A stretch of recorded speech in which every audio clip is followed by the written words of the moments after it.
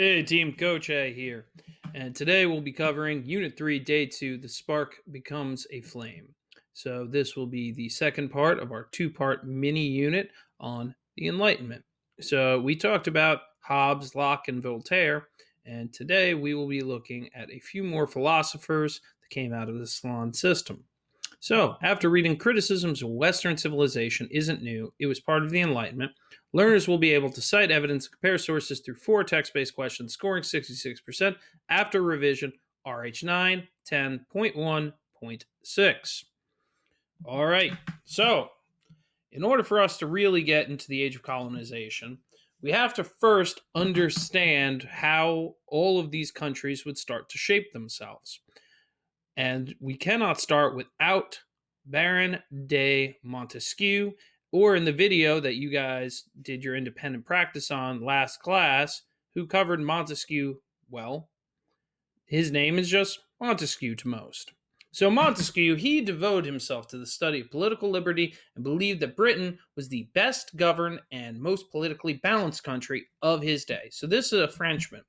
But after the Civil War and the Glorious Revolution, the parliamentary constitutional monarchy starts to develop in England, and their court system is very complex due to squabbles between nobility, kind of sets up this three-part system. Montesquieu calls this division of power among these branches the separation of powers. And he crafts a pretty oversimplified version of the British system in his famous book, On the Spirit of Laws, published in 1748, or Defense de l'Esprit des Lois. And I don't know how to speak French if you weren't aware. So, the British system is a three-part government. So, of course, we all know about the King or the Queen of England, and they hold executive power. So, they are in control of the military. So, they're going to carry out the laws of England. The laws after the Glorious Revolution will be primarily brought on by the Parliament. The Parliament is the legislative body, aka they legislate, they make the laws that are then given to the monarch to carry out. And in order, if there's any ambiguity with those laws, the judicial system steps in. The English court system interprets the laws to see how they'll be applied to specific cases. One example could be Parliament decrees everyone gets a pony. Now, the British monarch, king, sits there and goes, well, how am I going to give everyone a pony? And also, who is everyone? So they send it to the courts. And the courts hash it out and they decide, okay, everyone over age 18 gets a pony at the expense of the empire. So now the monarch goes about taking funds out. They buy the ponies from local pony dealers. Everyone over 18 now has a pony. So Montesquieu proposes the separation of powers are going to keep any individual group from gaining control of the government. This idea, we know it today as checks and balances. And the American system is, of course, based on checks and balances. It's just one big game of rock, paper, scissors. Rock beats scissors, scissors beats paper, and paper beats rock. Now, in the checks and balances system, it also goes the other way. So the judicial will take on the executive can take on the legislative, and the legislative can take on the judicial, and they reverse as well. So, quick civics lessons, everybody. Normally it's geography, but today you're getting a little bit of civics. So America is based on the system of checks and balances, brought forth by Montesquieu. So in our system, we have the executive branch. This, of course, is the president and the vice president. They nominate federal judges. They also can do, for now, executive orders. Now, the judicial branch, which are appointed for life, they can strike down those executive orders, and they can also strike down laws that are brought on by the legislative branch. Now, the legislative branch can also block the president's federal nominations. The legislative branch sends laws to the president for the president to execute. The president can veto those laws and send it back to Congress. Congress has the ability to override that veto with a 2/3 majority. So, no branch really has any leg up on any other branch. Brief civics lesson number 2: Congress. We have a bicameral electorate. So, there was a hubbub in colonial times. We had 13 colonies at the time, and little old New Jersey, we as a state were like, well, we're pretty small and we don't want Virginia just to bully us in Congress. So, there's 13 colonies, there should be 26 Congress people, or however many, it should be even. Virginia was like, that's nonsense, because since we have more people, we're going to be sending more money to the coffers of Philadelphia, the capital at the time. We should get more say. And Connecticut, they decided, we're going to do the one significant thing our state has ever and will ever do. We got to compromise. We're going to have 2 houses, and laws are going to have to go through both. In the upper house, we will have 2 members per state, 100 seats. Wyoming has 2 senators with a population roughly the size of Tucson, Arizona. And California will have 2 members with the population roughly the size of Germany. They were both going to have 2. In the lower house, there will be 435 seats. That's what it is now. And that's based on population. Wyoming, again, they have the population of Tucson, Arizona in their whole state. So they get 1 representative, versus California, they get 53 representatives in the House of Representatives. So we have a bicameral Congress, and both work in tandem. For us here in Newark, of course, we have Bob Menendez and Cory Booker, and our representative is Donald Payne Jr., who took over from Donald Payne Sr., who has been in office since 1988. Okay, and then we talk about Rousseau. So this guy Rousseau, he believes that the only good government is one that's freely formed by the people and guided by the general will of society, aka a direct democracy. So a direct democracy is a form of democracy in which people decide policy initiatives directly. We see this today with ballot initiatives. So when the government wanted to give a tax credit to veterans that served honorably but did not serve at wartime, that was put on the ballot, and the New Jersey voters got to decide whether we would grant peacetime veterans a tax credit. This is direct democracy. We can see in this image in the left-hand side of your screen where electronic Westminster. Westminster, of course, is DC for England. And you have a little button, and imagine if every vote came up to the American people, you go to your TV and you'd be like, yes or no.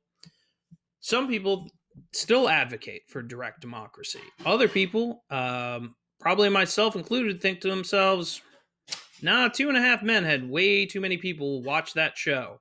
It was terrible. It wasn't funny at all.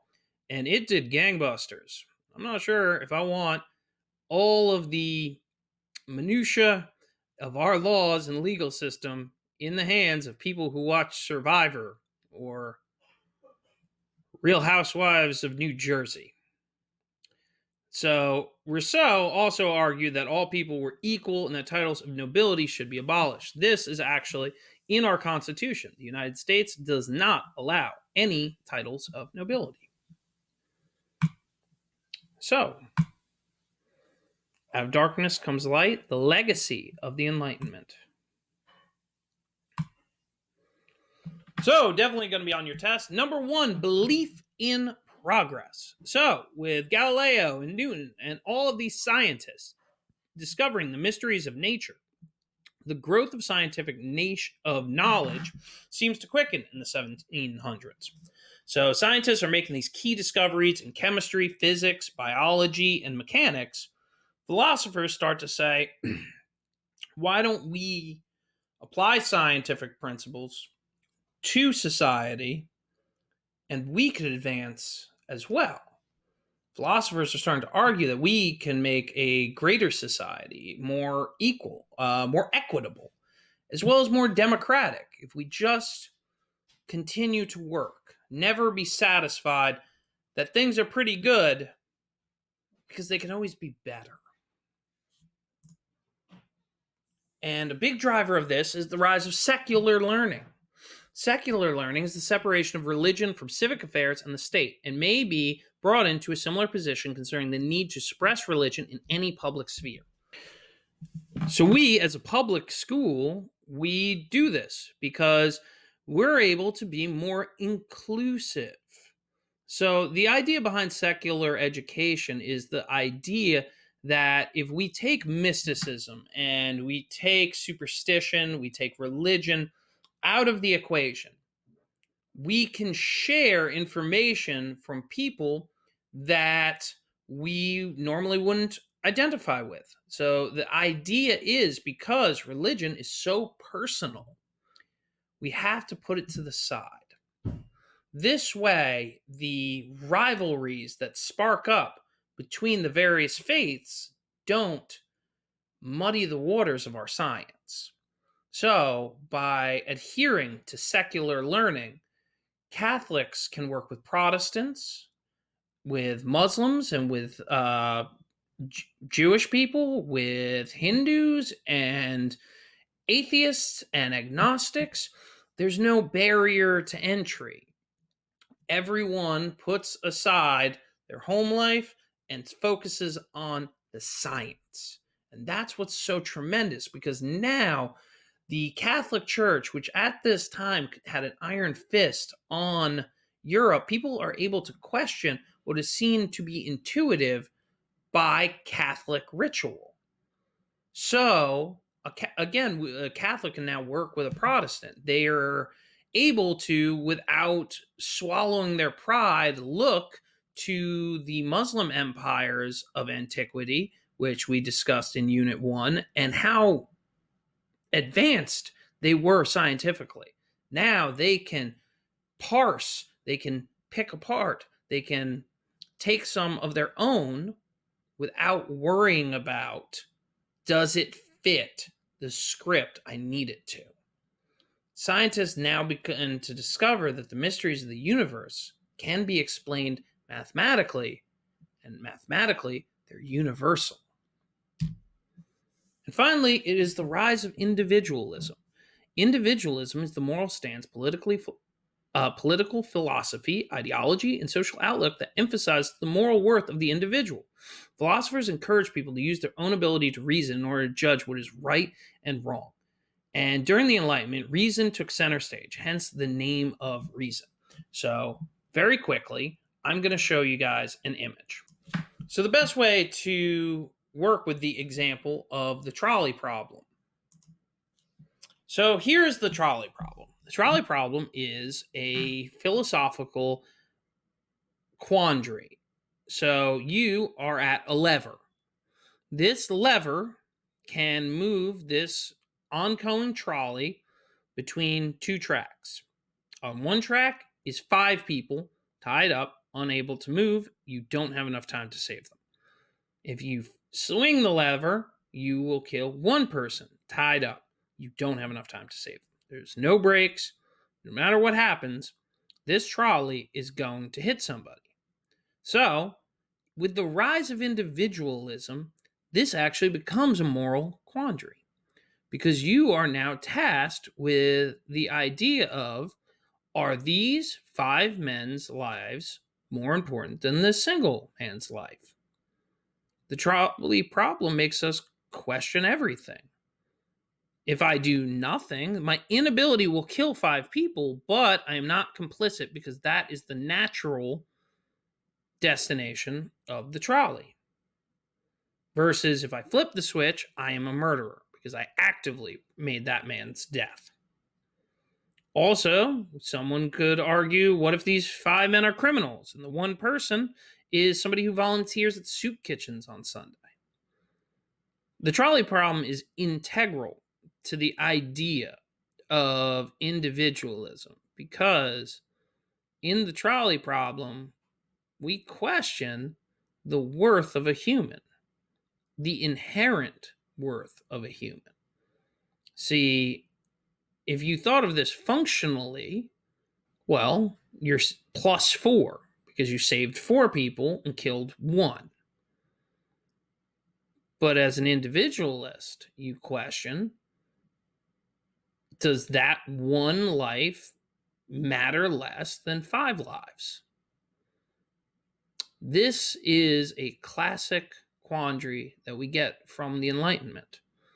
And it really does shape the intellectual thought process that we deal with when we, as a society, determine just about everything: war, public health,